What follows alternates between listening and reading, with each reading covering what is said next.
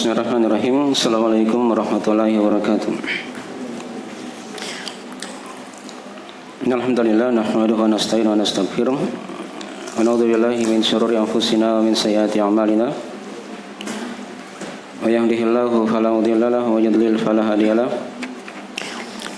Asyhadu an la ilaha illallah wahdahu la syarika lahu. Asyhadu anna Muhammadan abduhu wa rasuluh.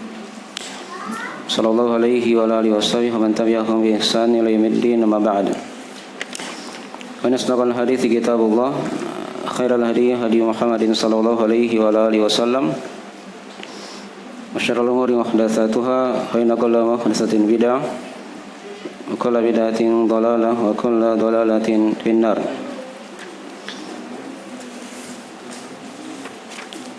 Ma'asyiral ikhwani wa akhwati fillah, rahimani wa rahimakumullah. Alhamdulillah, pada pagi hari ini kita kembali melanjutkan dari kajian kita, dan untuk sesi yang kedua ini kita akan terangkan dari lanjutan kitab Fadlul Islam, penjelasan tentang sisi-sisi keindahan Islam. Dilihat di materi di diktat ya, yang sudah dibagi dari halaman 45 sampai halaman 47. Baik. Ini masih pembahasan bab yang ke-11 seputar masalah menghadapkan wajah kepada Allah, istiqamah di atas agama Islam. Ya, dan sudah diterangkan dari sebab-sebab keistiqomahan, jalan-jalan seorang bisa istiqamah tatkala dia komitmen dengan keislaman sampai dia meninggal. Kemudian dia mengikuti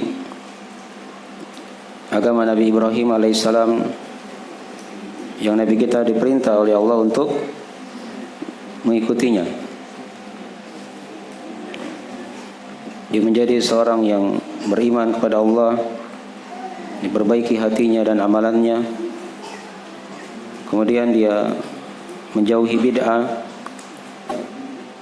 berpegang dengan sunnah, dan dia berhati-hati dari sebab-sebab yang bisa memurtadkan seorang dari keislaman ini. Kemudian juga dari sebab istiqomah, yaitu dia menerima ketentuan dan takdir Allah Subhanahu wa taala, dan dia senantiasa berada di atas fitrah yang Allah Subhanahu wa taala telah mencipta manusia di atasnya. Baik, hadis yang kita akan baca di pertemuan ringkas pada pagi hari ini adalah hadis yang panjang dari hadis Hudzaifah Ibnu Yaman radhiyallahu taala anhuma, dari riwayat Al-Bukhari Muslim. Dan di lafaz yang kedua beliau akan bawakan dari riwayat Imam Muslim, ya, menurut penulis ya, tapi yang benarnya dari riwayat Imam Abu Daud rahimahullahu taala. Itu seorang dia menghadapkan wajah kepada Allah dengan berpegang teguh kepada al-jamaah dan pemimpin kaum muslimin. Jadi ini dari sebab keistiqomahan. Tapi kata penulis rahimahullahu taala, an Hudzaifah radhiyallahu anhu annahu qala kana an-nasu yas'aluna Rasulullah sallallahu alaihi wasallam 'anil khair wa ana as'aluhu 'anil syarr makhafatan ayudrikani. Faqultu ya Rasulullah, inna kunna fi jahiliyatin wa syarr, faja'ana Allahu bihadzal khair, fahal ba'da hadzal khair min syarr? Qala na'am. Qultu wa hal ba'da dzalika syarr min khair? Qala na'am wa fihi dakhan. Qultu wa ma dakhanuhu? Qala qaumun yastanuna bi ghairi sunnati wa yahtaduna bi ghairi hadi ta'rifu minhum ma tunkir. Qultu fa hal ba'da dzalikal khair min syarr? Qala na'am fitnatun umya du'atun ala abwabi jahannam man ajabahum ilaiha qadhafuhu fiha.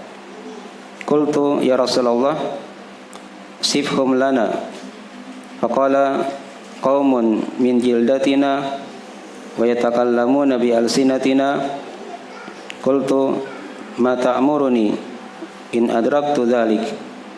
Qala talzam jama'atal muslimin wa imamahum.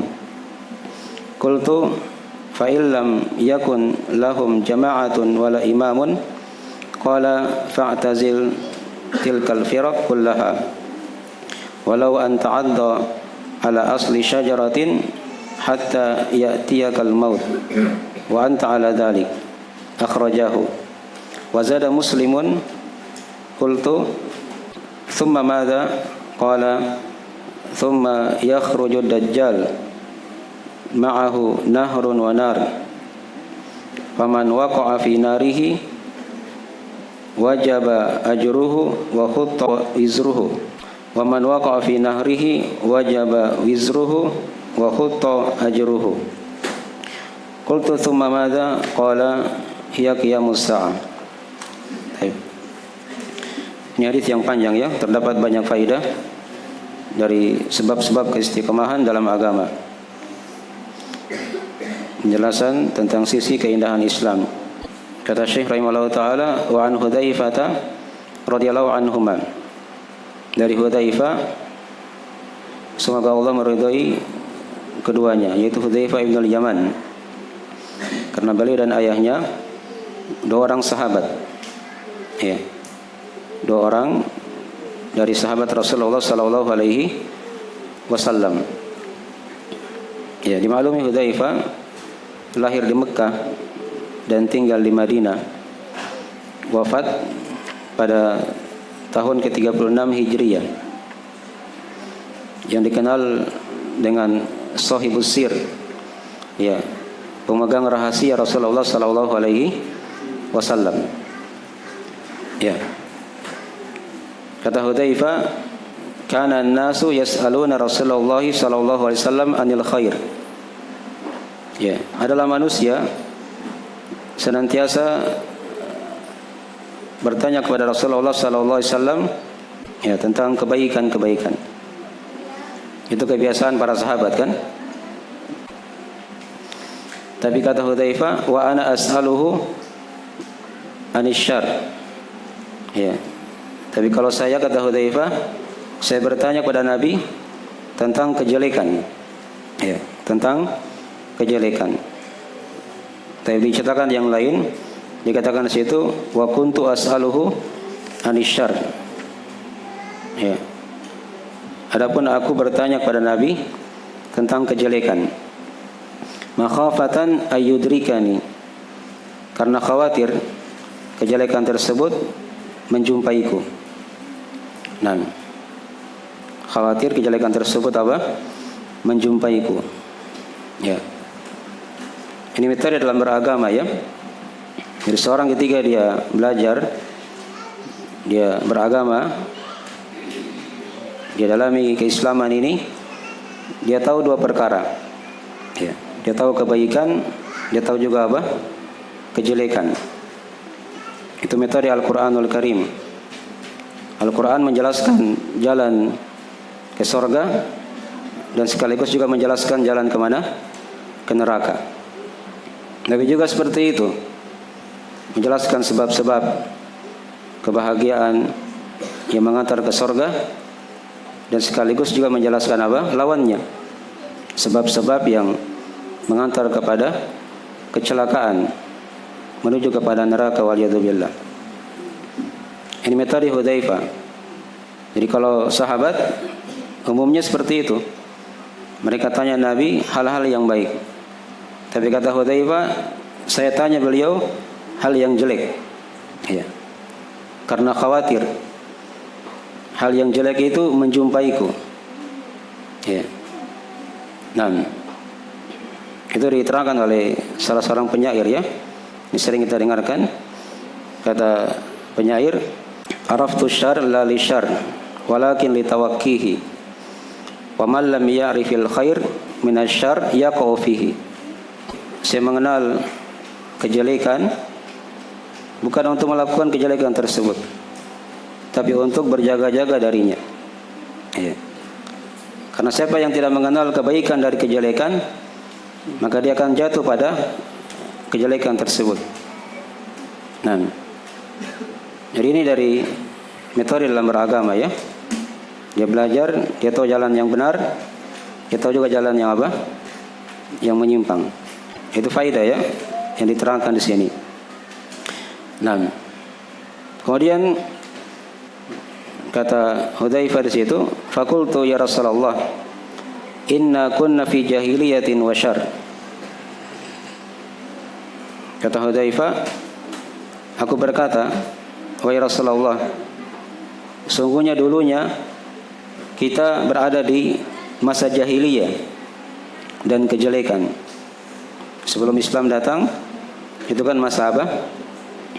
Jahiliyah, kebodohan. Ya. Faja'ana Allahu bihadzal khair. Kemudian Allah mendatangkan kepada kita kebaikan ini, yaitu keislaman. Ya. Ini dari bentuk kesyukuran beliau kepada Allah Subhanahu wa taala. Diingat masa-masa dulunya ketika mereka berada di masa jahiliyah.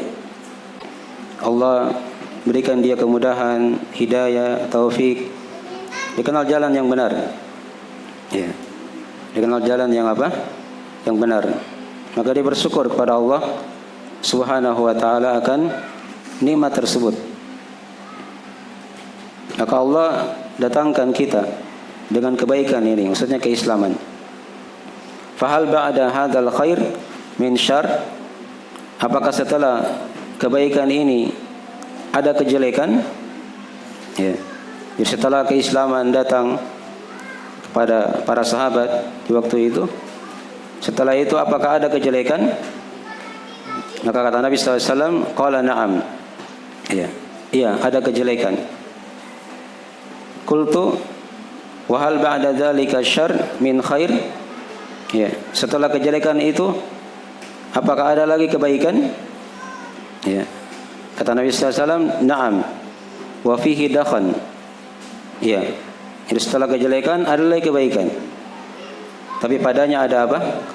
Ada asap. Ya. Ada asap. Jadi ini masa-masa zaman yang dilewati. Ya. Dimaklumi kan masa keemasan Islam itu pada masa Nabi ya, bersama dengan para sahabat. Itu masa keemasan dari agama Islam. Setelah itu ada masa tabi'in, ada tabi'ut tabi'in. Ini 3 generasi yang Nabi rekomendasi agama mereka. Ya. Pemahaman mereka Nabi telah jamin di atas hidayah.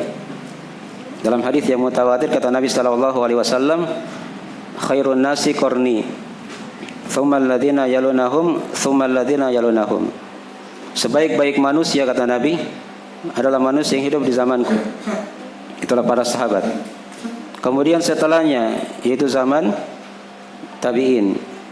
Kemudian setelahnya lagi yaitu zaman tabi'ut tabi'in. Yaitu kebaikan-kebaikan yang diisyaratkan di sini. Apakah setelah kebaikan ini ada kejelekan? Ya.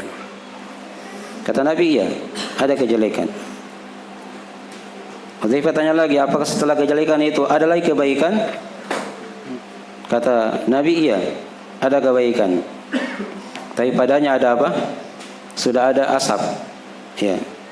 Yang mulai mengaburkan dari apa? Dari kebaikan itu. Jadi kalau seorang dia tidak melihat dengan kacamata ilmu, dia akan tertipu. Ya, dia akan apa? Tertipu. Dia kira jalan yang benar, padahal jalan yang apa? Yang menyimpang. Ya. Banyak fitnah-fitnah terjadi setelah Nabi SAW meninggal. Muncul orang-orang Khawarij, mulai bermunculan dari firqah-firqah yang menyimpang dalam agama. Butuh seorang dia membedakan di situ. Karena secara zahir kadang penampilan sama, ya, tapi beda pemikiran dan cara beragama. Itu diperhatikan nanti ya.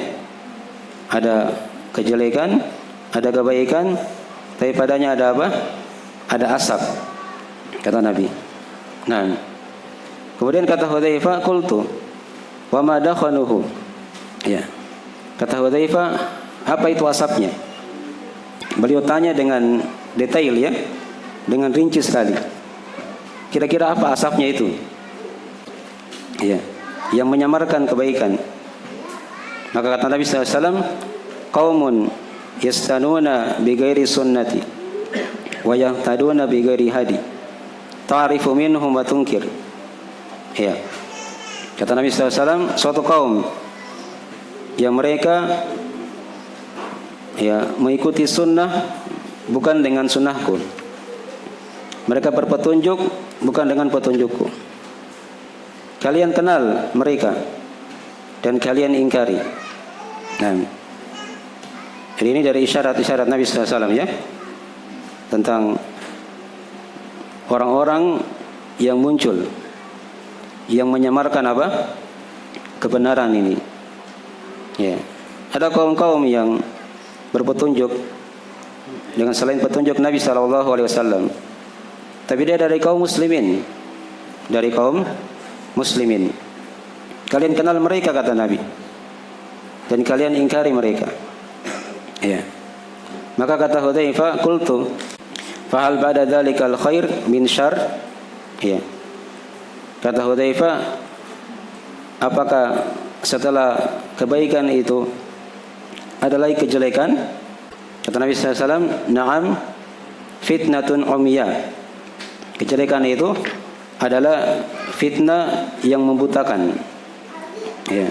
Du'atu ala abwabi jahannam. Dai-dai yang menyeru di atas pintu neraka jahannam. Ada dai-dai yang muncul, tapi dia mengajak kepada pintu neraka. Ya. Man ajabahum ilaiha qadhafuhu fiha. Siapa yang menjawab mereka, maka mereka akan memasukkan orang-orang itu pada neraka jahanam tersebut. Waliyadzubillah. Ya. Ini kejelekan yang muncul setelah kebaikan itu, yang padanya ada asap. Ada dai-dai yang menyuruh kepada pintu neraka jahanam. Jadi sifat mereka dikatakan dai. Ya, bukan orang-orang awam, bukan orang-orang biasa begitu ya. Dikenal di masyarakat dia adalah dai. Kalau kita mungkin di sini penceramah ya, atau ustadz. Kalau di tempat lain mungkin dia kiai atau guru. Tapi mengajak kepada Kepada pintu neraka. Kepada pintu neraka. Kita harus tahu sekarang bagaimana ciri-ciri dai itu. Maka kata Hudzaifah, qultu ya Rasulullah sifhum lana. Ya. Kata Hudzaifah, wahai Rasulullah, sifatkan kami bagaimana sifat dai tersebut. Maka kata Nabi SAW, qaumun min jildatina wa yatakallamuna bi alsinatina. Mereka suatu kaum dari kulit-kulit kita, dan mereka berbicara dengan bahasa kita. Kadang ada penceramah atau dai, kadang pakai juga ayat, pakai hadis. Ya. Tapi pemahaman ayat dan hadis yang dia bawakan itu tidak seperti yang dipahami oleh Nabi dan para sahabatnya misalnya kan, atau dipahami oleh tabi'in atau tabi'ut tabi'in. Nah, beda pemahamannya dari kaum muslimin, tapi berbicara dengan lisan kita, ya, dengan bahasa Arab. Nah, dia baca ayat, baca hadis juga. Ya, maka apa kata Hudzaifah setelah itu? Qultu ma ta'muruni in adraktu dzalik. Apa yang engkau perintahkan kepadaku jika aku menjumpai masa itu? Ya, masa di mana ada dai-dai, ya, yang menyuruh di atas pintu neraka jahanam. Nah, ini dari inti pembahasan kita di sini ya. Dari sebab keistiqomahan. Ya.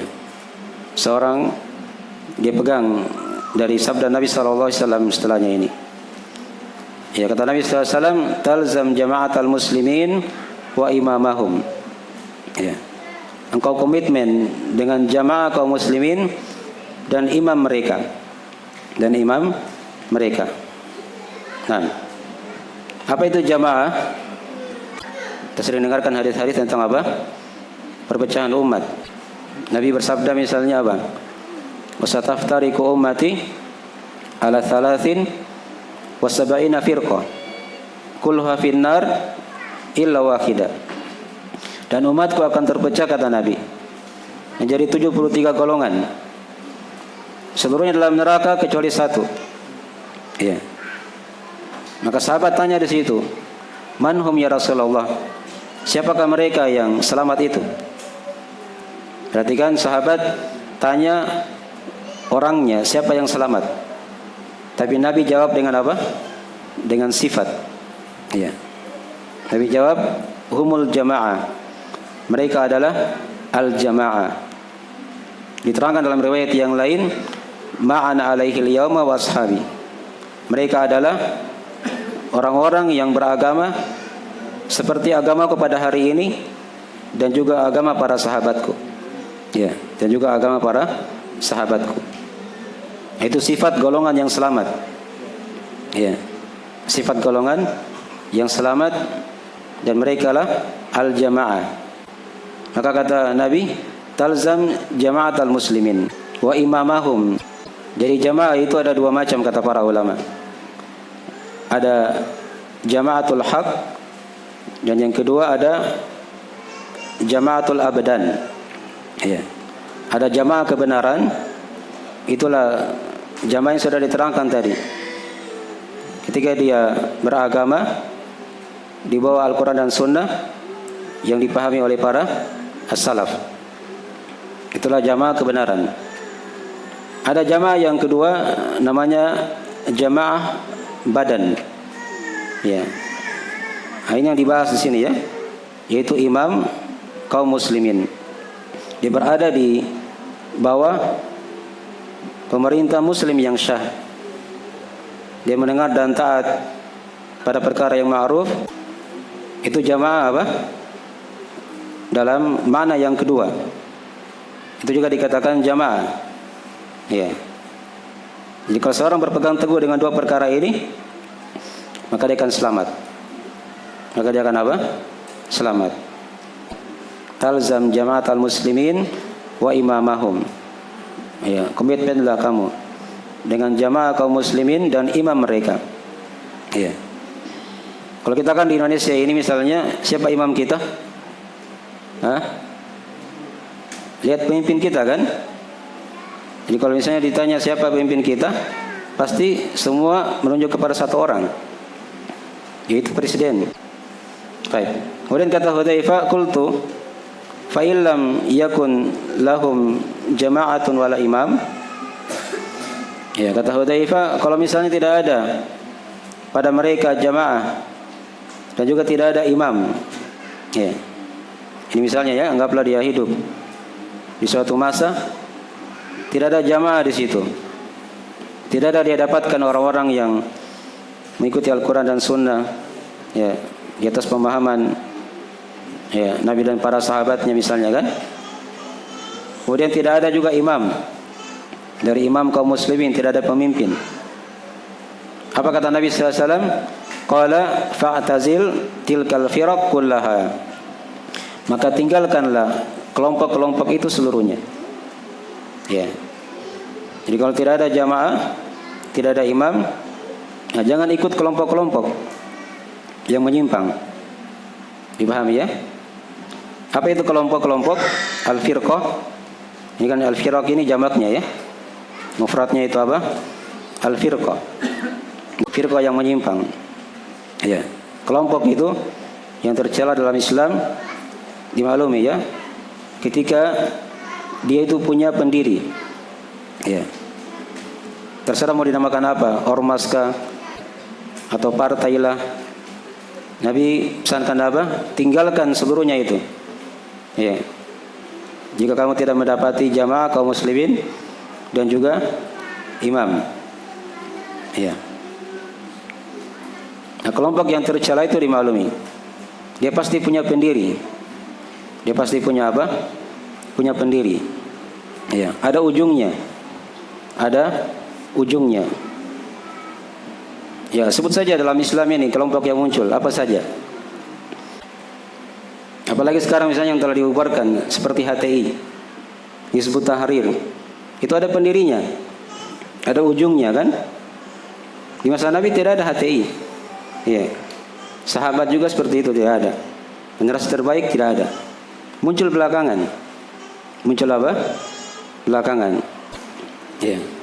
Orang-orang Khawarij dengan berbagai macam namanya muncul. Ya, yang sering apa? Memberikan propaganda untuk demo-demo dan yang semisalnya. Ya. Jelas ini ya? Ya.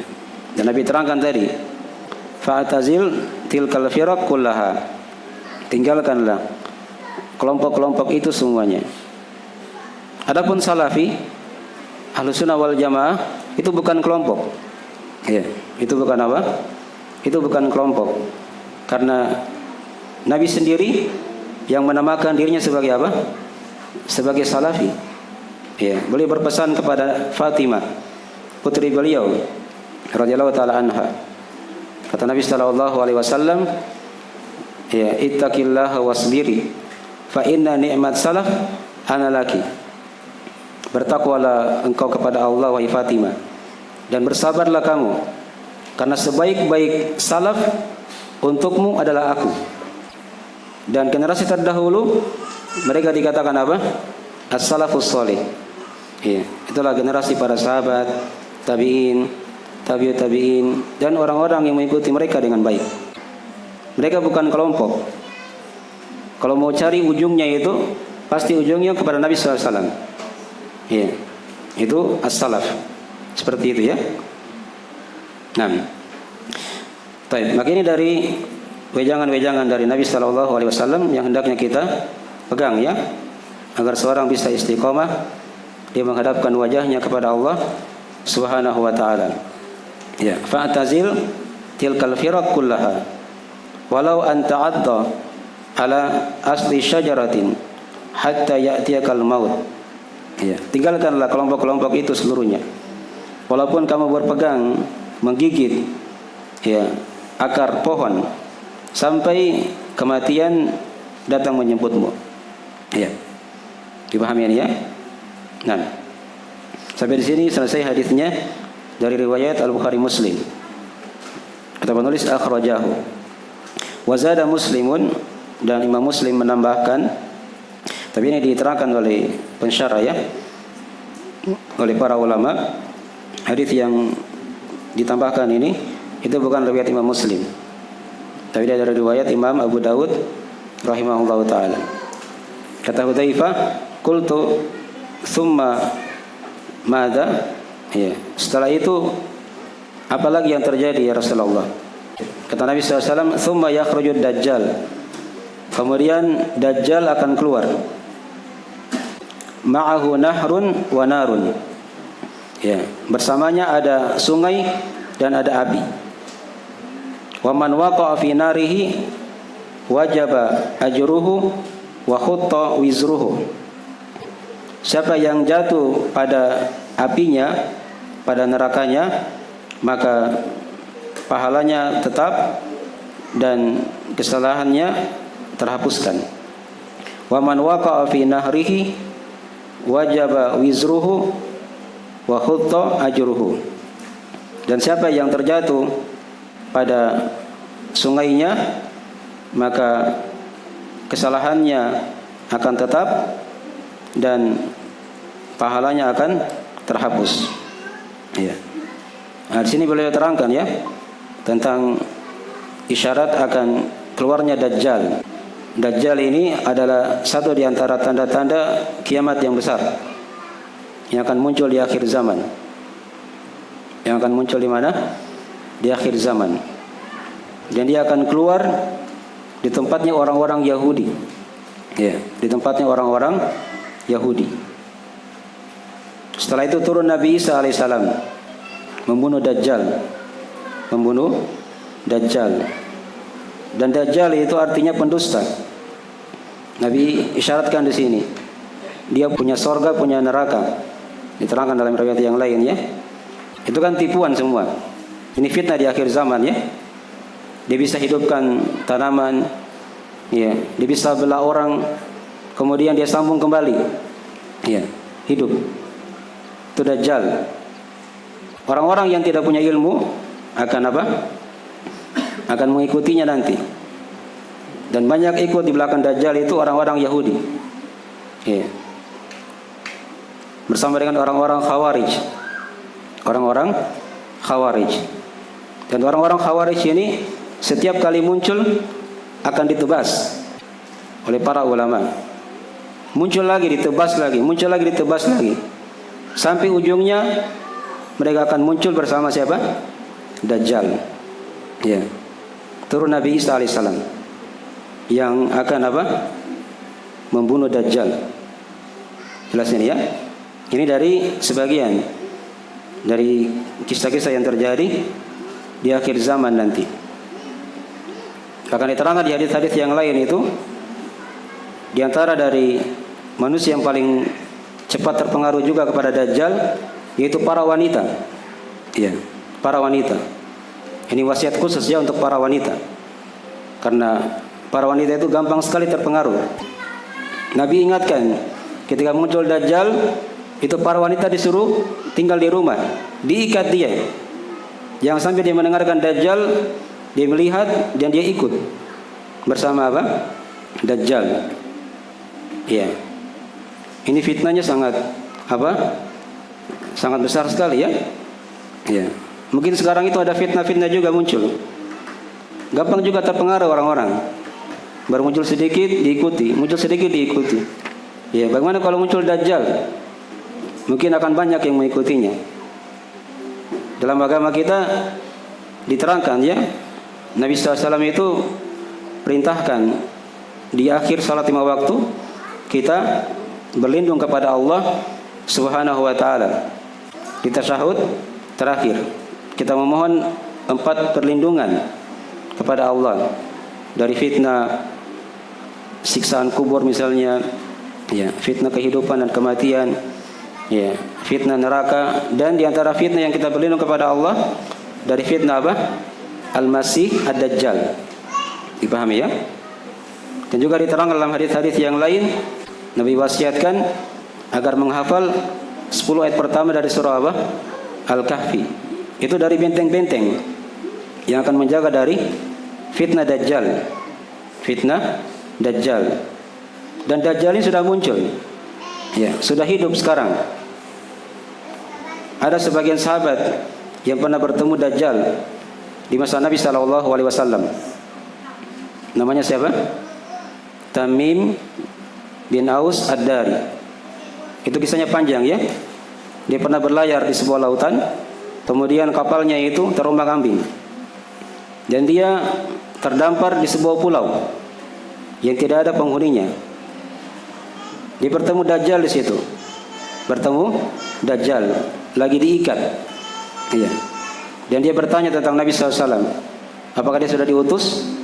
Maka kata sahabat ini, ya sudah. Dia sudah diutus. Maka kata Dajjal, kalau begitu sebentar lagi saya akan keluar. Sebentar lagi saya akan apa? Keluar. Ya, dipahami ini ya.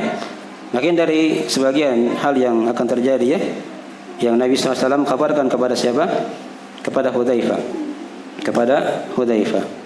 Kemudian kata Hudzaifah, qultu tsumma madza? Kemudian apa lagi yang terjadi setelah itu ya Rasulullah? Kata Nabi SAW, hiya qiyamus sa'ah. Ya, setelah itu adalah tegaknya hari kiamat. Tapi ini ringkasan ya. Kalau mau baca lebih detail dari peristiwa-peristiwa yang terjadi ya, dari alamatul kubra kiamat itu dirinci ya. dalam hadis-hadis yang lain. Keluarnya Dajjal, turunnya Nabi Isa alaihissalam, keluarnya Ya'juj dan Ma'juj, ya, dan seterusnya ya. Sampai tanda yang terakhir, terbitnya matahari dari arah barat. Ya, dari arah barat.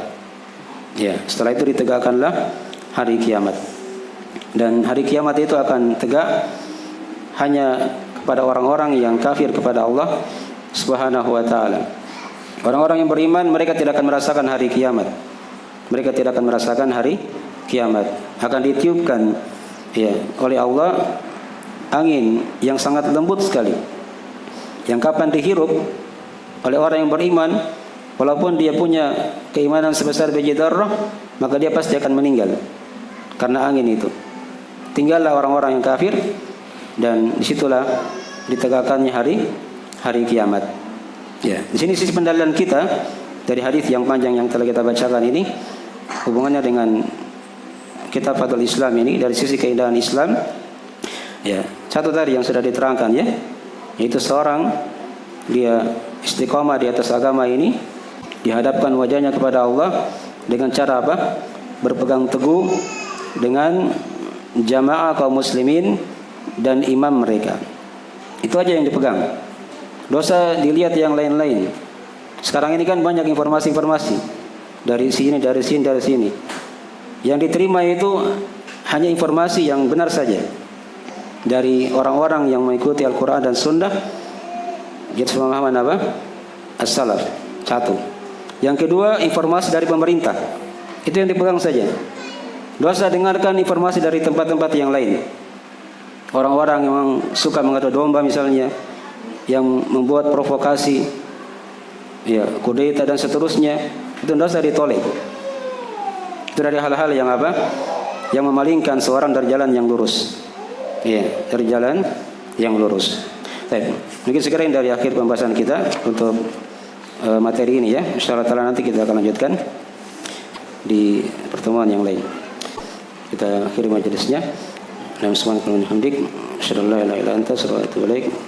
Assalamualaikum warahmatullahi wabarakatuh.